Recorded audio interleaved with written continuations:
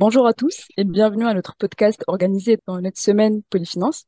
Donc, je suis Zinab Benour, conseillère en investissement à Polyfinance et je suis accompagnée de Justin Barrette, conseiller en investissement à Polyfinance. Donc, notre sujet est à la fois particulier et essentiel pour les jeunes adultes. Donc, celui-ci est intitulé De l'école au travail, comment optimiser ses finances lors de cette transition. Donc, pour répondre à cette question, nous avons l'honneur d'accueillir notre invité de marque, Monsieur Brian Gagné-Henry, conseiller principal au développement des affaires, planificateur financier et représentant en épargne collective chez Service Investissement Ferric.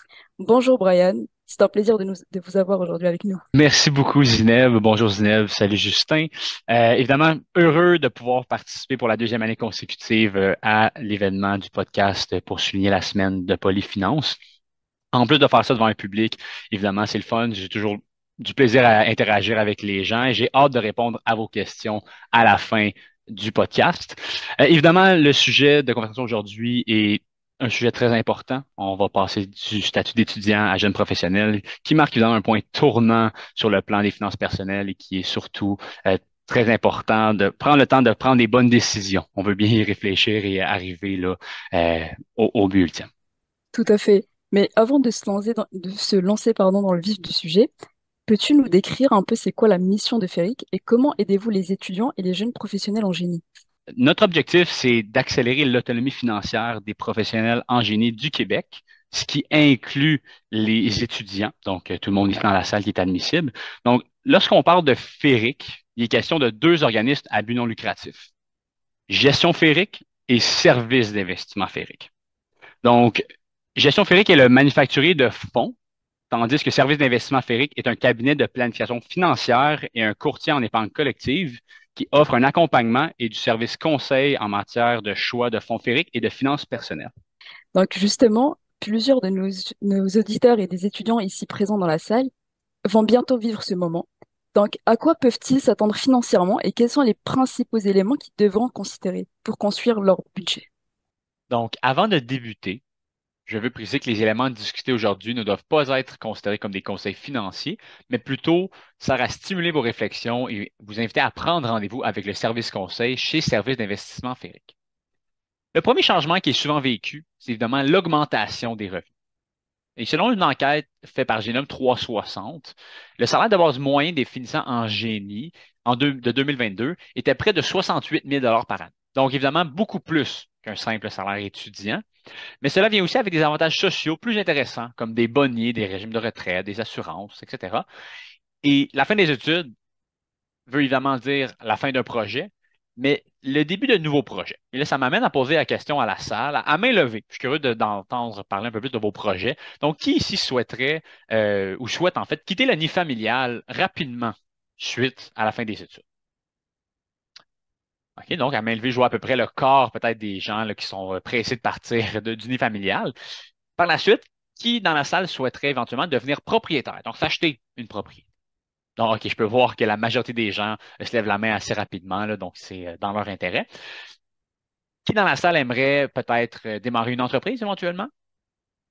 OK, je peux voir que peut-être la moitié des gens lèvent la main tranquillement, ça pourrait faire partie des options. Et une autre petite dernière, qui ici souhaiterait éventuellement avoir des enfants? OK, donc je peux voir la majorité des gens ont levé la main, donc ça fait partie des plans euh, à long terme, peut-être à court terme, à vous de voir. Mais évidemment, on le voit, la fin des études veut dire des nouveaux projets, mais surtout des obligations financières et des dépenses importantes. Et ça, c'est sans parler du lointain projet de retraite auquel il faut penser dès maintenant. Et quand on fait face à des changements de vie et financiers où c'est important, la première chose à faire, c'est un budget. C'est incontournable, je vais le répéter à plusieurs reprises, mais évidemment, c'est pour éviter l'endettement et pour financer nos projets. Donc, on doit avoir une vue d'ensemble de notre nouvelle réalité financière. Et justement, je pense que la problématique un peu que tout le monde rencontre, c'est d'avoir un budget qui est équilibré. Donc, comment on peut structurer un budget qui équilibre les dépenses incontournables et les objectifs financiers à long terme dans les premières années de carrière? Concernant le budget, il y a trois points à considérer. L'analyse budgétaire, la vie de couple et vivre en dessous de ses moyens. Donc, le premier point, l'analyse budgétaire, il est important d'évaluer les entrées et les sorties d'argent pour avoir un portrait juste de ta situation et de tes obligations financières. Par exemple, est-ce que tu as des dettes d'études à payer ou as-tu bénéficié de l'aide de tes parents pour tes études? Est-ce que tu as un fonds d'urgence pour te protéger des dettes, pour te protéger des dettes des imprévus? Évidemment, ces deux questions-là vont déterminer tes premiers objectifs budgétaires. Deux, la vie de couple. Donc, vis-tu ou vivras-tu en couple? La vie de couple a un impact important sur le budget et surtout les objectifs. Donc, est-ce que vous vous êtes aligné sur vos objectifs de vie ou sur votre style de vie? Si ton partenaire commande du Uber Eats plusieurs fois par semaine, mais que ça ne rentre pas dans le budget, ça peut faire des dommages financiers et surtout relationnels. Aussi, vous êtes-vous mis d'accord sur les dépenses communes? Avez-vous fait un budget commun? Avez-vous discuté de vos objectifs financiers? Si vous n'en discutez pas, il n'y a pas que le budget qui ne tiendra pas.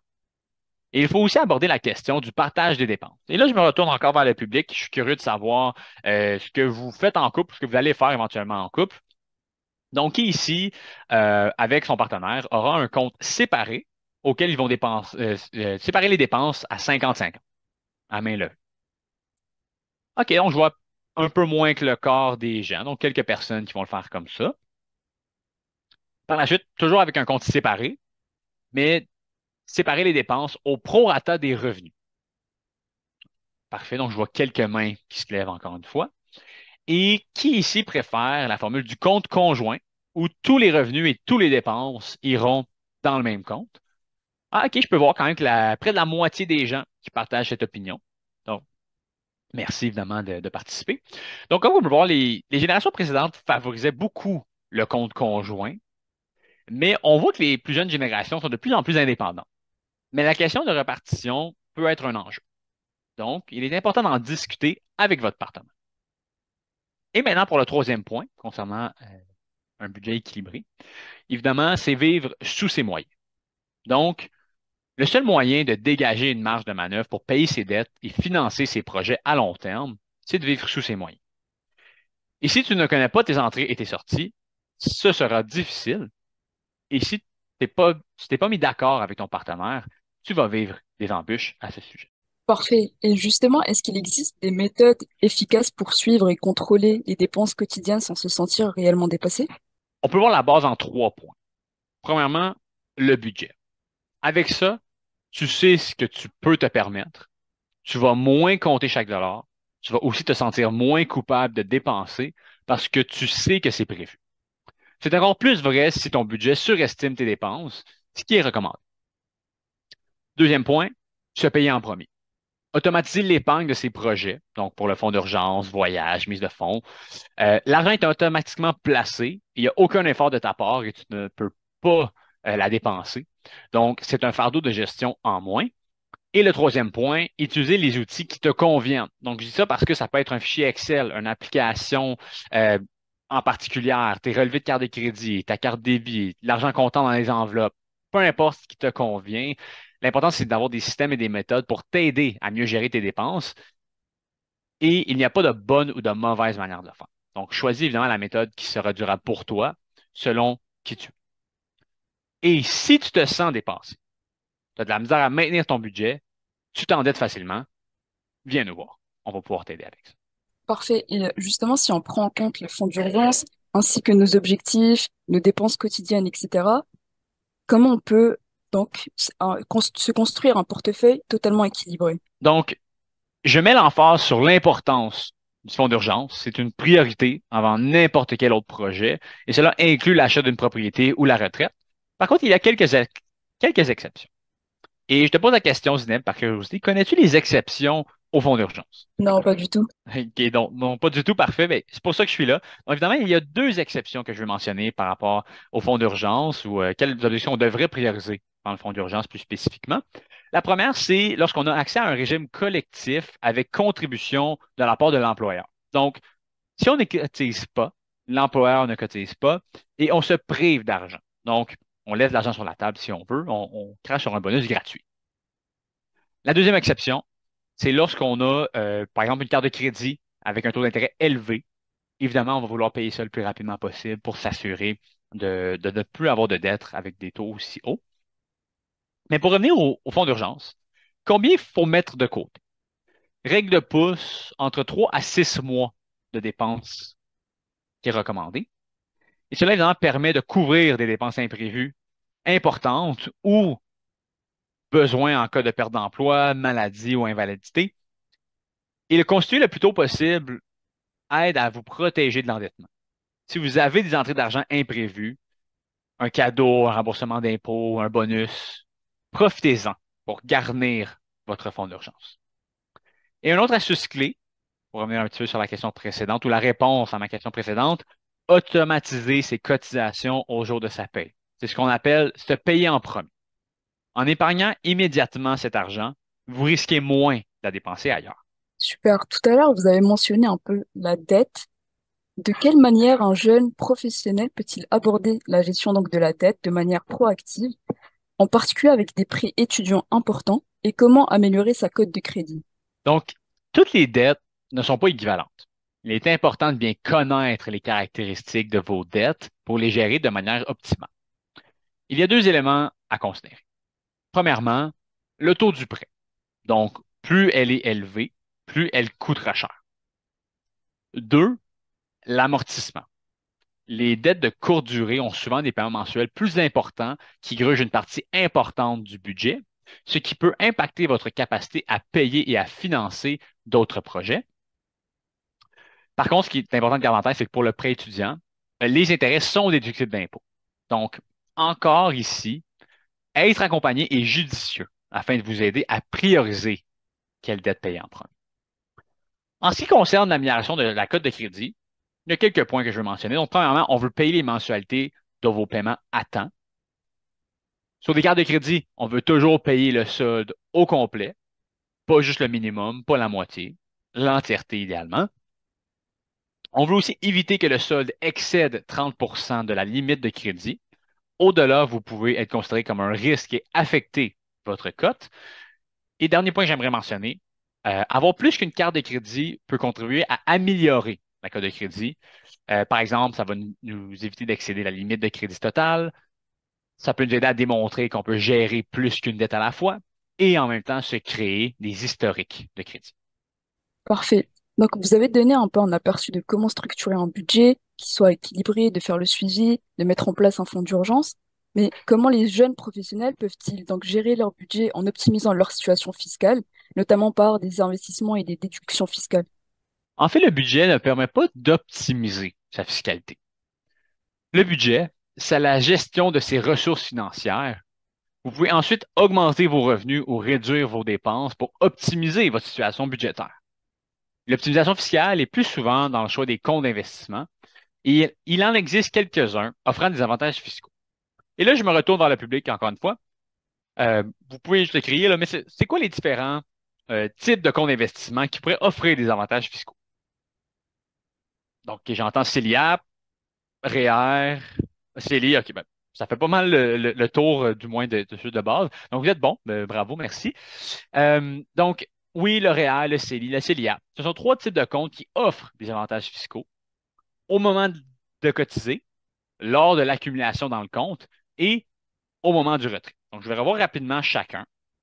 Pour commencer avec le REER, au moment de la cotisation, nous permet de réduire notre revenu brut imposable. Lors de l'accumulation, le rendement sera généré à l'abri de l'impôt. Par contre, lors du retrait, on sera imposé. Dans le cadre du CELI, lors de la cotisation, il n'y a pas d'impact. L'argent sera généré à l'abri de l'impôt. Et lors du retrait, on ne sera pas imposé. Et pour ce qui est du CELIAP, lors de la cotisation, comme le REER, on va bénéficier d'une déduction de notre revenu brut imposable. Le rendement sera généré à l'abri de l'impôt. Et lors du retrait, on ne sera pas imposé dans le cadre de l'achat d'une première propriété admissible au Canada. Ben, merci beaucoup, Brian. On vient de parler, dans le fond, de comment faire un budget, comment séparer l'argent dans le budget, puis on n'a pas survolé l'excédent budgétaire.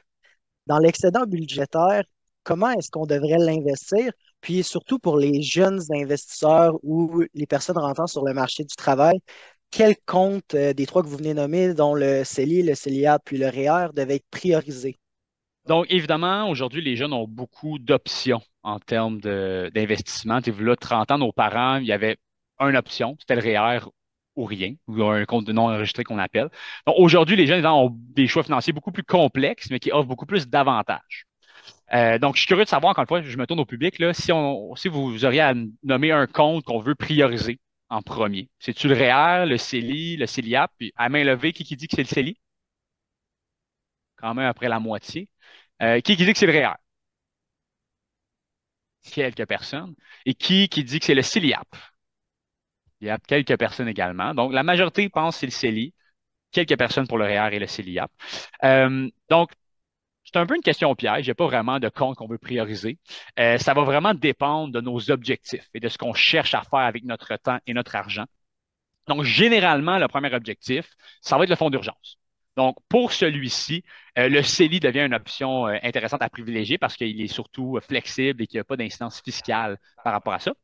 Par contre, si tu as déjà établi ton fonds d'urgence, il y a plusieurs options qui s'offrent à vous, dépendamment de vos objectifs, justement. Puis si on parle d'achat de propriété, mais si notre objectif, après avoir mis en place un fonds d'urgence, c'est d'acheter une propriété, ça va être le CELIAP, justement, qu'on va vouloir prioriser. Donc, si tu es incertain de différents projets et de leur échéance et que tu n'es pas sûr si tu vas vouloir acheter une propriété avec l'argent que tu économises, mais c'est certain que là, on peut toujours commencer à investir dans un CELI et éventuellement prendre l'argent du CELI pour le remettre dans un CELIAP ou quelque chose du genre. Mais ici, encore une fois, l'accompagnement devient très important. Donc, de prendre le temps de discuter avec quelqu'un, qu'il y a tellement de scénarios possibles, un conseiller, évidemment, pourrait t'accompagner à déterminer le ou les comptes à priori. Super, merci beaucoup. On a survolé un petit peu le REER puis le CELIAP. Euh, à partir de quel montant est-ce que ça vient, à partir de quel revenu, dans le fond, ça devient intéressant d'investir dans le REER et le CELIAP pour la déduction d'impôt? Parfait. Donc, encore une fois, je me tourne vers le public. Donc, à partir de quel montant ou quel revenu que vous croyez que c'est intéressant pour qu'on commence à cotiser dans notre REER ou dans notre CELIAP? Qui dit ici que c'est à partir de 50 000 à main levée? Quelques individus, peut-être un peu moins que le corps. Qui dit que c'est à partir de 75 000 que là, ça devient intéressant qu'on mette dans le REER ou dans le CELIAP? Encore une fois, peut-être un peu moins que la moitié. Et qui dit que c'est à partir de 100 000 et plus, que c'est là que c'est vraiment, c'est juste là qu'on commence à mettre dans le REER ou dans le CELIAP? Donc, personne, parfait. Peut-être une personne. Si c'est en bas de 50 000? Oui, mais en fait, tu vas comprendre qu'en fait, la question justement du revenu minimum pour cotiser horaire au CELIAP, c'est un petit peu un mythe. J'explique pourquoi. J'aime ça vous poser des questions pièges, je suis désolé. Euh, mais il faut distinguer en fait le moment de la cotisation au compte et le moment qu'on va utiliser la déduction fiscale. Parce que ce sont deux choses complètement différentes. Donc, ce que je veux dire, c'est que on pourrait cotiser aujourd'hui à notre REER, à notre CELIAP en 2024, mais utiliser la déduction fiscale en 2037, si on veut. Donc, quand on va avoir un revenu qui est plus élevé, plus intéressant, puis c'est là qu'on va vouloir justement se demander à quel moment. Et la question est plutôt quand on veut réclamer la déduction, non quand on veut cotiser au REER ou au CELIAP. Et la réponse, encore une fois, dépend toujours de la situation personnelle de la personne. Donc, c'est quoi notre revenu aujourd'hui? Est-ce qu'on prévoit avoir des augmentations importantes l'année prochaine ou dans 10 ans? Est-ce qu'on a le droit ou est-ce qu'on va avoir le droit à des crédits d'impôt ou des allocations, comme les allocations familiales, par exemple? Donc, évidemment, c'est des analyses qui sont difficiles à faire et c'est toujours du cas par cas. Malheureusement, il n'y a pas de formule magique en finance. Mais c'est pourquoi, encore une fois, que l'accompagnement et de parler avec un conseiller, évidemment, ça devient pertinent. Eh ben, merci beaucoup. Euh, par la suite, quel niveau de risque un jeune graduant entrant sur le marché du travail devrait-il viser? Surtout, dans le fond, dans la proportion des actifs de son portefeuille. Dans le fond, son pourcentage d'actions, euh, d'obligations, d'encaisses, etc. Euh, puis comment on catégorise, dans le fond, ces personnes-là face à la tolérance au risque qu'ils vont prendre? Premièrement, il est important de comprendre la relation entre le risque, le rendement et la volatilité. Plus le placement est risque et volatile, plus le potentiel de rendement pourrait être élevé et vice-versa. Le niveau de risque, c'est pas une question d'âge, mais c'est vraiment une question de profil d'investisseur. Et le profil peut être différent selon chaque personne et chaque projet. Donc, pour évaluer le niveau de risque, évidemment, un conseiller prend plusieurs éléments en considération, comme la situation personnelle et familiale, la situation financière, l'objectif de placement, l'horizon de placement, la tolérance au risque, les connaissances en matière de placement. Je donne quelques exemples. Que tu aies 22 ans ou 42 ans, pour un fonds d'urgence, tu vas probablement vouloir prendre très peu de risques. Le but, c'est d'avoir accès rapidement avec très peu de volatilité. Que tu aies 22 ans, 42 ans, pour l'achat d'une propriété, 5 ans par exemple, tu vas probablement prendre un petit peu de risque de volatilité, tu vas t'en permettre un petit peu. Tandis que, encore une fois, que tu aies 22 ans, 42 ans, si tu penses à la retraite à très long terme, tu vas probablement te permettre un peu plus de volatilité et de risque pour aller chercher évidemment le rendement potentiel. Donc, pour revenir à la question du risque par rapport à l'âge, c'est plutôt une question d'objectif et à quel moment on veut l'atteindre. Mais plus on approche de ce moment, plus il est probable que nous réduisions nos risques. Bon, ouais, super. Puis, si on regarde encore une fois le risque, puis les différents comptes que vous avez proposés, euh, pour acheter une première propriété, est-ce qu'il y a des comptes, dans le fond, qu'on devrait prioriser, qui ont des avantages distincts, surtout en question du CELIA puis du REER?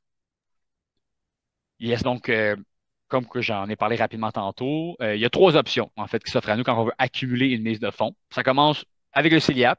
Souvent, je vais dire que c'est du cas par cas, puis ça dépend.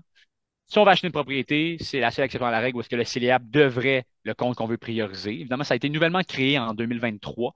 Ce compte nous permet de diminuer notre revenu brut imposable et évidemment de le retirer libre d'impôt quand on achète la propriété. Les seules contraintes, c'est évidemment qu'on peut juste mettre 8 000 par année dans le CELIAP jusqu'à 40 000 donc sur 5 ans. Et la seule autre chose qu'il faut garder en tête, c'est que quand on ouvre le CELIAP, on doit utiliser l'argent pour l'achat d'une propriété d'ici 15 ans. Donc, si ouvre le CELIAP, mais qu'on ne planifie pas nécessairement acheter d'ici 15 ans, on est mieux d'attendre avant d'ouvrir le CELIAP. Par la suite, oui, on parle du REER grâce au régime d'accès à la propriété, ce qu'on appelle le RAP. Donc, le RAP nous permet de retirer jusqu'à 35 000 de notre REER sans être imposé pour l'achat de notre première propriété. Par contre, une fois qu'on l'a retiré, on va devoir le rembourser sur une période de 15 ans. C'est ça l'avantage du CELIAP, c'est qu'on n'est pas obligé de rembourser le montant qu'on va avoir retiré sans être imposé. Et la troisième option, évidemment, c'est le CELI. On l'oublie souvent, mais le CELI peut aussi servir comme, comme compte pour accumuler une mise de fonds. Selon ton âge, la limite de cotisation pourrait dépasser la limite à vie du CELIAP et les retraits sont libres d'impôt. Donc, ça devient un outil flexible là, si jamais on l'a peut-être déjà même maximisé les autres comptes disponibles. Super. Ben, en restant dans l'optique de l'achat d'une première propriété, parlons un petit peu de la dette puis du pourcentage du revenu qu'on devrait utiliser justement pour acquérir notre première propriété sans se sentir étouffé par les dettes. Très bonne question, surtout très pertinente là, avec la situation économique qu'on voit aujourd'hui. Premièrement, il faut évidemment distinguer la capacité d'emprunt de ce qu'on peut réellement se permettre. Parce que ce qu'une banque est prête à nous donner, ça ne veut pas dire qu'on est capable de se permettre de payer ça, puis ça revient un petit peu au budget. Mais une institution financière, justement, va considérer un taux d'endettement d'à peu près 44 par rapport à ce qui est viable. Par contre, ce taux-là va évidemment inclure tout ce qui est les paiements d'hypothèque, les frais de condo, les taxes municipales, l'électricité et tous les autres paiements mensuels alloués à des dettes. Mais est-ce que 44 c'est réellement viable? Là, je suis curieux de savoir, encore une fois, je fais appel à la salle, mais combien, en termes de pourcentage, croyez-vous qu'on doit prévoir pour le paiement vers une propriété? Est-ce que c'est 20 de notre revenu, 30 de notre revenu, 40 de notre revenu? Donc, à main levée, qui dit que c'est 20 de notre revenu qu'on devrait attirer à une propriété? Quelques personnes. Qui croit que ça devrait être plutôt plus près, en fait, de 30 la majorité des gens? Et qui croit que c'est peut-être plus près de 40 Personne, parfait. Donc, je vois qu'il y en a qui veulent se permettre de vivre un petit peu en dessous de leurs moyens, justement, peut-être pour accélérer leur vie financière. C'est bien, j'aime ça voir ça. Mais évidemment, sur les différents réseaux, là, TikTok, YouTube, alentour de la table, à la maison, il y a beaucoup de gens qui vont peut-être vous sortir des règles de pouce. Ah, c'est 25 c'est 33 Ça dépend. Encore une fois, la vraie réponse, elle se trouve où? Dans votre budget. Puis, est-ce que 3 000 par mois de frais d'habitation, c'est viable? Et ça dépend. Est-ce qu'on a les moyens de se permettre ça? Est-ce qu'on s'empêche de répondre à d'autres besoins et d'autres obligations financières, comme un fonds d'urgence, par exemple, ou peut-être les études de nos enfants, si c'est quelque chose qu'on veut prioriser? Est-ce qu'il y a d'autres postes de dépenses que tu es prêt à réduire pour y arriver, dépendamment, encore une fois, de la situation? Et est-ce que tout ça va te faire repousser, renoncer à certains projets, comme voyager, par exemple? Peut-être que tu veux voyager une fois par année, mais tu t'es permis d'avoir une propriété qui te coûtait plus cher, donc tu profites un peu moins de la vie. Donc, la question importante, c'est est-ce que tu pourras vivre heureux avec ces choix? C'est surtout ça qu'il faut garder en tête. Et j'insiste, faire un budget, c'est fondamental pour répondre à cette question. Ouais, super. Puis en gardant encore une fois l'optique d'une première propriété avec notre code de crédit. On entend beaucoup de choses parler de la cote de crédit nécessaire pour emprunter. est-ce que justement avoir une meilleure carte de crédit pourrait nous empêcher d'investir puis d'économiser ou même affecter la retraite parce qu'on va emprunter au-dessus de nos moyens? Pouvez-vous en discuter un petit peu? Donc, théoriquement, une meilleure cote peut faciliter l'accès à des prêts de taille plus importante ou à de meilleurs taux, mais c'est un critère parmi d'autres. Le revenu et le ratio d'endettement sont aussi à prendre en compte. Mais ce qui détermine ta capacité d'achat, ce n'est pas ton accès au crédit. C'est encore et toujours ton budget. Peu importe la facilité d'accès au crédit, il faut vivre en dessous de ses moyens. De toute façon, si tu vis au-dessus de tes moyens et que tu accumules des dettes, tu risques d'affecter négativement ton accès au crédit par conséquent. Ben, merci beaucoup, Brian. Ça fait le tour de nos questions. Fait que pour conclure, avant de passer aux questions du public, on a parlé beaucoup de choses aujourd'hui, du volet budget, dans le fond, comment mettre de côté un fonds d'urgence, quel pourcentage investir, dans quoi investir, comment avoir accédé ou utilisé l'investissement pour acheter une première propriété. C'est quoi un de ces éléments qui est très important de se rappeler aujourd'hui? Donc, évidemment, le passage des bancs d'école au monde professionnel est un moment de vie important du point de vue financier. C'est important de se préparer en conséquence et de partir sur de bonnes bases. Et ça passe par justement un budget, mais par la suite une planification de ses projets et de ses priorités. Parce qu'on peut avoir 4 projets, mais c'est lequel qu'on veut mettre de l'avant en premier. Et d'être accompagné, d'avoir accès à du service conseil peut faire une grosse différence. Les étudiants et les professionnels en génie ont la chance d'avoir accès au service conseil de services d'investissement féerique. Non seulement ils ont accès à l'accompagnement sans frais additionnels, mais vous bénéficiez d'une offre de solutions de placement diversifiée qui peut répondre à une variété de besoins. Et maintenant est une bonne occasion de le faire. En fait, nous avons une promotion en cours pour les 50 ans des fonds féeriques. D'ici le 29 février, en cotisant un CELI, CELIAP ou un REER avec service d'investissement féerique, la sœur principale des fonds féeriques, vous courez la chance de gagner l'un des 50 lots de 500 $. Pour discuter avec notre équipe, il suffit de se rendre au féerique.com. Donc, je vais maintenant inviter les gens qui ont peut-être des questions de venir à l'avant. Ça peut être évidemment de manière générale ou plus précise par rapport à ce qu'on a élaboré sur le podcast. Donc, gênez-vous pas s'il y en a qui veulent venir à l'avant. Voici ma question. Une fois qu'on rentre sur le marché du travail, nos revenus vont augmenter. C'est quoi des conseils que tu peux nous donner pour s'assurer que nos dépenses, ils augmentent pas exponentiellement avec nos revenus? Parce que c'est une tendance qu'on observe parfois quand les gens ont une augmentation de revenus, leurs dépenses augmentent en conséquence. Donc, ça fait que leur situation financière, mais s'améliore pas. Bon. Donc, excellente question. Euh, donc, il y a plusieurs choses à garder en tête quand on veut s'assurer de justement pas dépenser trop, en fait, pour répondre un peu à ta question, là. Ça va commencer par quand on fait le budget, on va vouloir s'assurer de surestimer nos dépenses. Puis moi, souvent, ce que je vais dire aux gens, c'est quand on fait le budget, on va un peu vivre notre vie dans le budget. On va inclure toutes les dépenses qu'on veut se permettre. Si on veut sortir une fois par semaine, puis on voudrait voyager, puis on voudrait faire ci, puis on voudrait faire ça. Puis après ça, on va regarder le budget ensemble, puis on va voir est-ce que c'est viable, justement, de vivre un mode de vie comme ça? Est-ce que ça fait du sens de le faire comme ça? Fait que ça, c'est une chose. On va commencer par surestimer toutes les dépenses. Si mon cellulaire me coûte 40 par mois, ben, je vais le mettre à 50. Si j'ai d'autres dépenses, on va tout arrondir les dépenses vers le haut. On va inclure les dépenses, nos hobbies, nos plaisirs, peu importe. Fait que ça va être la première chose pour voir, OK, qu'est-ce qui nous reste à la fin du mois par rapport à ça, puis est-ce qu'on peut se permettre ça? Puis est-ce que, avec le surplus qu'on a à la fin, est-ce que ça nous permet d'atteindre nos objectifs avec ce montant-là? Par la suite, par contre, c'est sûr que la meilleure façon pour éviter de dépenser le montant qu'on a en surplus dans nos comptes ou quoi que ce soit, ça va être l'épargne périodique. J'en ai parlé un petit peu tantôt, mais d'automatiser l'épargne qu'on a. Donc, à chaque 2 semaines, en même temps que nos payes, on reçoit l'argent, puis tout de suite, on met tout le montant qu'on sait qu'on veut allouer par rapport à nos différents projets dans ces investissements-là. Puis quitte à ce qu'on se donne un budget pour des activités évidemment autres que justement qu'on va se permettre, puis qu'on sait qu'on va avoir des péchés plaisir à chaque mois, qu'on va vouloir dépenser un certain montant vers ça, bien, de l'inclure dans notre budget, justement, de budgéter tous nos loisirs, nos hobbies, peu importe ce qu'on veut faire avec notre temps et notre argent, de l'inclure évidemment là, dans l'équation. Ça répond bien à la question? Oui, parfait. Est-ce qu'il y a d'autres questions par rapport à ça? Oui, parfait. Souvent dans ce podcast, on utilise les termes investissement et dépenses, mais il y a certaines dépenses qui sont souvent perçues comme des investissements, comme par exemple une voiture. Il y a beaucoup de personnes qui disent une voiture, c'est un investissement. C'est quoi les produits que les gens souvent pensent à un investissement, mais en fait, c'est une dépense? Puis quels sont les produits trompeurs, disons, en termes de finances personnelles? C'est une bonne question. Encore une fois, c'est quelque chose qui va vraiment dépendre de la situation de chacun. Parce qu'en effet, quelqu'un qui dit qu'un véhicule, c'est un investissement, ça dépend de son utilité. C'est ce que cette personne, tu sais, on s'entend qu'un véhicule en tant que tel va perdre de la valeur avec le temps, donc ça va pas nécessairement apprécier. Mais si pour cette personne-là, un investissement, c'est évidemment d'utiliser le véhicule pour se rendre du point A à point B, ou c'est un investissement pour son travail, donc il en a besoin pour aller plus loin dans ce qu'il cherche à accomplir. Ça dépend, ça reste subjectif, mais c'est certain que ce qu'on va souvent plus catégoriser comme un investissement, ça va être évidemment quelque chose qui va nous apporter un rendement qui va nous permettre de faire croître notre patrimoine, de nous permettre d'accélérer notre autonomie financière, justement. Puis ça, on va parler de différents véhicules financiers, par exemple, comme les différents placements en bourse, par exemple, ou les fonds communs de placement, des choses de ce genre-là.